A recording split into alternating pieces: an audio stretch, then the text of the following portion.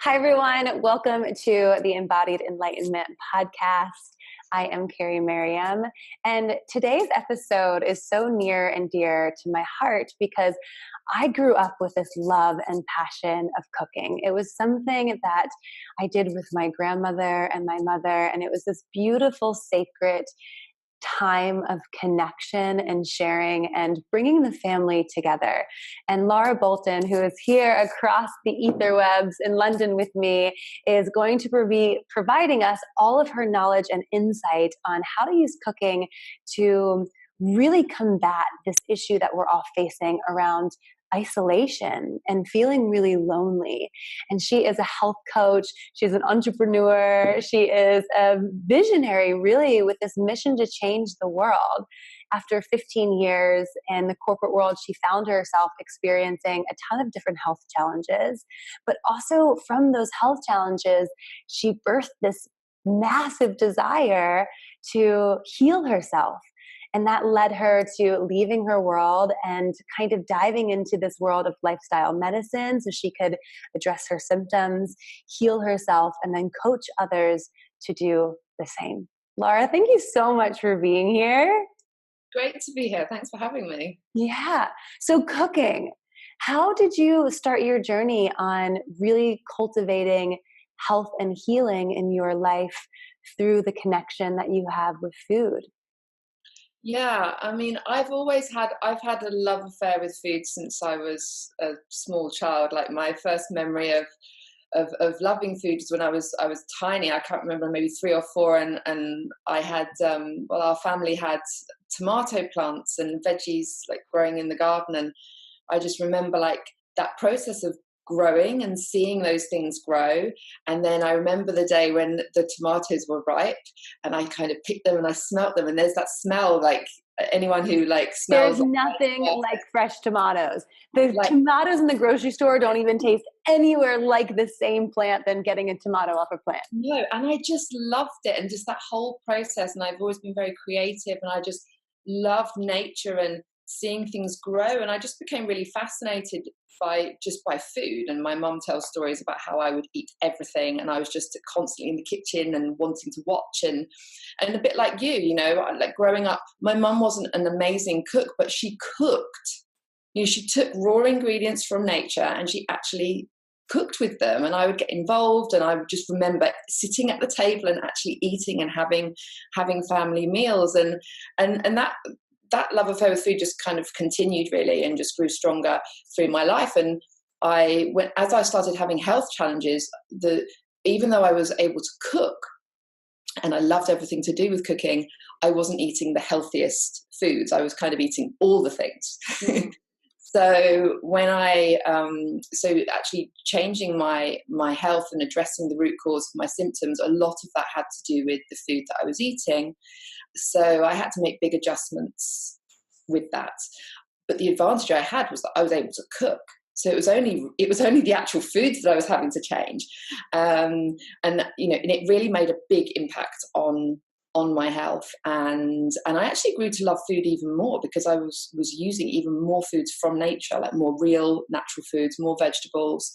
You have to get creative. You do. You have to like spark that creation and inspiration every day.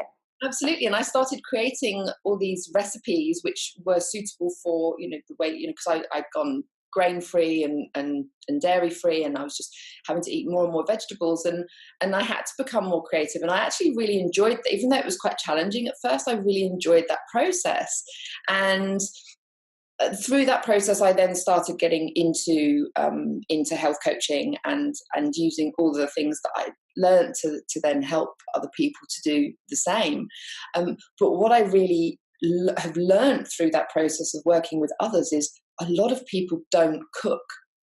And there's almost like a fear of like appliances and the stove. Or the time that it will take, or like having to learn a new skill set. Yeah, there's a lot of fear around it. There is a lot of fear around it, and people, you know, some people say they don't have enough time, but for others it's a confidence thing, or they just haven't done it. But it's like anything, if you haven't really done it, you learn. Everyone can learn how to cook, and it's very, very empowering to be able to do that, because then you're not relying on corporations and companies to create your food for you. You know, you're empowered to take control of your own health and to nourish not only yourself but also loved ones, and to be able to cook for others, which is just, for me, is the most satisfying thing. Like when I'm doing that, I'm in flow.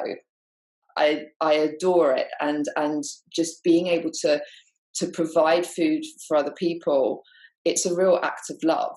And you know, I just love it, and that's why I'm on a mission to get more people doing it, to try and not only improve the collective health, but also tackle this issue of isolation and these feelings of kind of loneliness and disconnect from other humans, which I feel is getting worse. And it's the disconnection from the food as well. You know, most of us aren't taking the opportunity to put aside our technology while we're creating an exchange with what we're consuming, right? And we're consuming a lot on a lot of different levels. So when you're consuming from like a primary brain functionality, two things at once, you're not really being present in the moment. You're allowing the subconscious programming of the patterning to override your system. So you're not even developing that exchange to receive all of the benefits of the food that is in front of you. So we could like go down so many rabbit holes of how the exchange is being played out. And I think the reason why I love this idea of like bringing communities together and throwing dinner parties, like same, you and I are so same in so many other ways, is because when you're around people and you're having higher collective conversations, because you invited people on their phones, you're all around the dinner table and you're present. You're not being pulled in many different ways. So you're not only nourishing yourself more by creating more conscious awareness with the exchange, you're nourishing yourself more by opening your heart up to the collective. It's just like, I am so for this movement, girl. This is the wonderful thing about cooking. It has so many benefits. You know, you're right, you can go down so many rabbit holes, but when you're, you know, I really saw this for myself, like again for myself recently. You know, I had moved to London. I found myself feeling extremely isolated because I know a lot of people and I'm connected with a lot of people online, but I didn't really have like a community. You know, it was all new to me, and I was really feeling very disconnected and isolated and lonely. But I actually ended up going to help a friend had asked me to help her prepare some food for a party that she was throwing for. There were like 12 people, and it was just I just had the best day just preparing that food, and then having all of those people come together and seeing them enjoy the food, but also just the conversations that were happening and the laughter, and nobody, as you say, nobody was on their phone. The only time anybody got their phone out was to connect with each other and say, oh, let's swap contact details, you know, so we can stay in touch. So, you know, that was a real afternoon and evening of just, you know, creating and nourishing ourselves and sharing with each other and bringing people together for meaningful connection. Yeah. You know, we're connected, but is it really that meaningful? And actually there is something very different about when you're with human beings in person. There's like an exchange that actually happens when you're together, which is, you're merging vibrationally. Yeah. And that connection is just so meaningful. And you know, I'm currently getting involved with a couple of charity projects in London who do a similar thing, but for people who in the community who are, you know, disadvantaged. They don't, you know how to cook, and they don't have opportunities to really come together and to eat good food. And just seeing some of the stories and some of the ways that they're helping people already, and the change that that's making in terms of health but also connection, is just amazing. And it's all through cooking. And, you know, I mean, some of these people that are coming together, you know, through this charity, they basically, you know, coming together once a week to actually learn how to cook and to eat together. It's the only opportunity they actually have to be with other humans, because they're so isolated. And that's why I just think with, you know, reigniting a culture of cooking, which is what I really want to do, is a way to solve so many issues and really bring that sense of belonging and community back, so that we're, you know, we have better just overall wellness and well-being.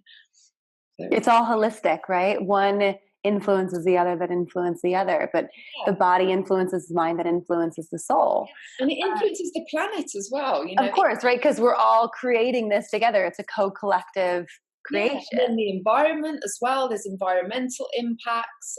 You know, there's just so many just impacts of this. It's Ripple effect. So if there's someone out there listening right now, and I feel like most of the people that listen that are in here are like, oh yeah, cooking, right?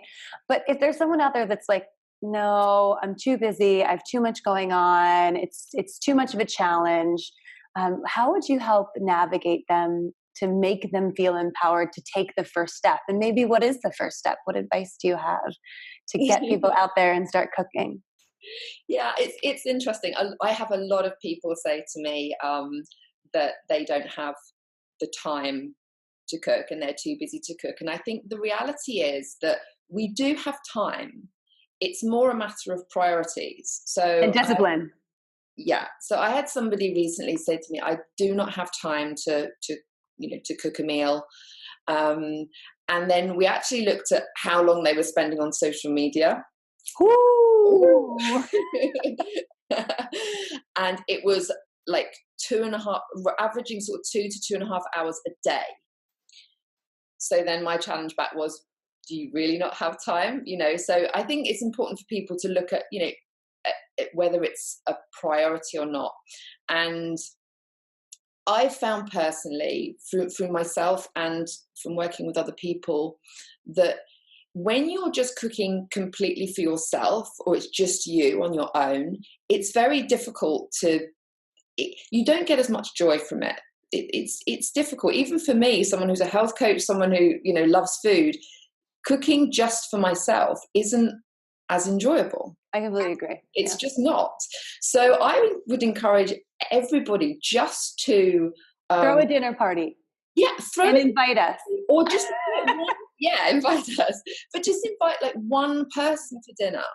Just cook for one friend or for a neighbor or just for somebody and see how it feels. Because when people actually do it, it feels so good that they then want to do it more. And reminding people as well, like thinking back to your childhood, like thinking back to like whenever you've gone to a dinner party, like who doesn't enjoy being with other people and eating good food?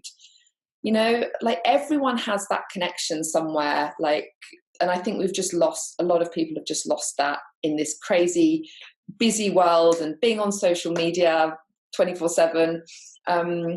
And so I think just doing something, just creating something, particularly for other people, is really a way to get people cooking. And if you don't know how to cook at all, just start with something really simple. There are recipes everywhere. Like it's, you know, there are videos everywhere. You know, it's just taking that first step. And the more you do, the more confident you get with it, and the more that you enjoy it. So yeah, just take one step, do something. I love it. Intention behind it, like the intention and the place of service. Like we all love doing things for others. Of course. We just love that exchange. So bringing that intention into it, I love. Exactly. And just when you create a meal for somebody else, even if it's something quite simple, just to see them enjoy it and to be able to share that with them, it touches your heart. It always does. It's an act of love. And there's a brilliant book actually by Michael Pollan called Cooked. And he talks about all the stuff that we're talking about here and how important it is to cook and all of the impacts of that. I really recommend that as well. Yes. So I do have you on the call and I want to get some like health things, because I am a paleo junkie and I know you really love paleo lifestyle. Yeah. I try to not put myself in any box because I say I'm like 80% paleo. Yeah. And I think it's so fascinating because there isn't one diet, one way for any individual. But what we are seeing from a health concern is this over process of everything, and having ingredients that are combined, like ingredient combinations that are creating reactivities in the body. So again, from a health perspective, how do you start to unravel that for people and get them eating as close to the complete whole form of the food from the earth? I think like if there's one thing I tell anyone, and I'm not a health coach by any means, it's like, just eat something that like came from the earth in its whole form. Yeah, like, food. Yeah. Just eat food. Like this is it. Just eat food. And yeah, you're right. There isn't necessarily one perfect diet that applies to everybody. We all have different needs. We have genetic predispositions to certain things, and we are all at a different place in terms of our health. So because we're all coming from a different place, and we're all going to different destination in terms of what we're looking for from our health, the journey is never going to be identical for everybody.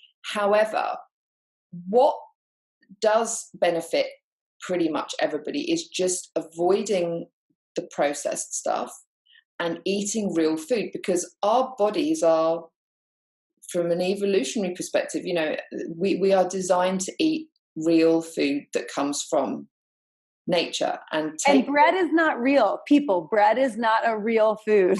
It's a processed food. Yes. I just like want people to understand. Yeah, pasta, bread, it's not real.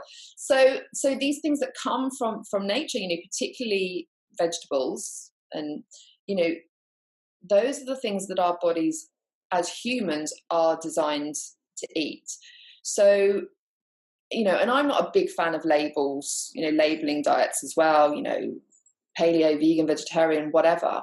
I think what can benefit everybody is just eating real food and eating particularly, lots of vegetables, and learning how to do that. And that's again where cooking comes in, because when you have to cook, you create food very differently to how a corporation creates your food. So, if you're cooking something from scratch, the way that that's done and the ingredients are going to be different. When we buy stuff from the shop, it's full of sugar, it's got preservatives in it, it's, got inflammatory vegetable oils in it. It can be very different. It has to be stored for such a, like, even if you buy nut milk, for example, right? Because there's like, the people that are listening are hippies, so they know, like, you make your own nut milk at home. Yeah. It doesn't have enough of the factors to keep it solidified, so it looks a little weird, but it tastes great. But if you go buy your nut milk at the store, it's a better choice than cow milk, right? But it still has those emulsifications, right, and solidifiers to like keep the fats together.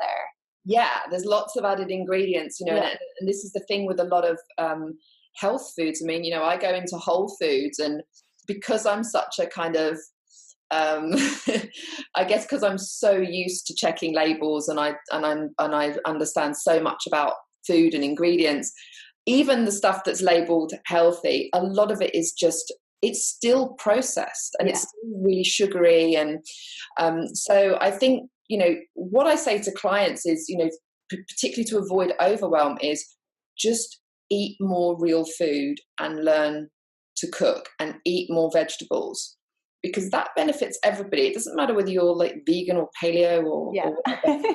Base your diet on nourishing real foods from nature, from variety, color, and I think cooking is a great way to actually get people to do that, because it really connects you with that food. And you can then get really creative and enjoy the food, and then see the benefit that it actually has.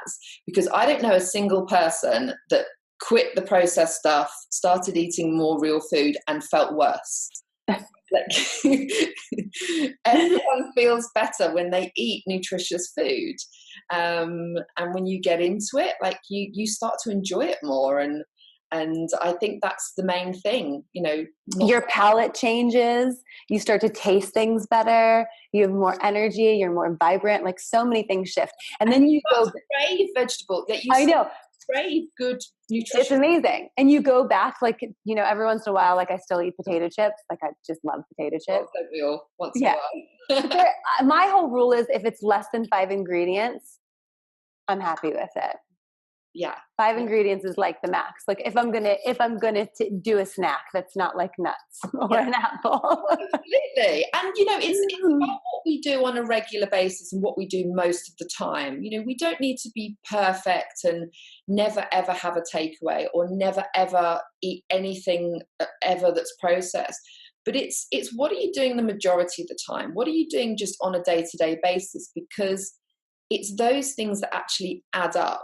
Mm-hmm. And it's like a cumulative effect over time. So like when I started having all my health issues, that didn't happen over one bad weekend.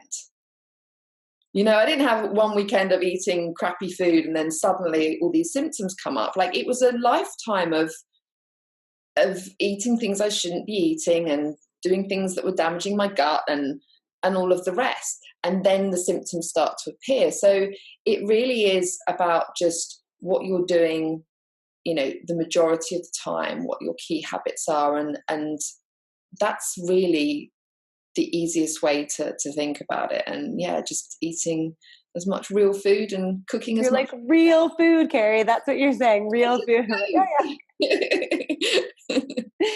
Okay. So if there's one thing that you need to make sure people go away with, one message, what would that be? Oh gosh. I've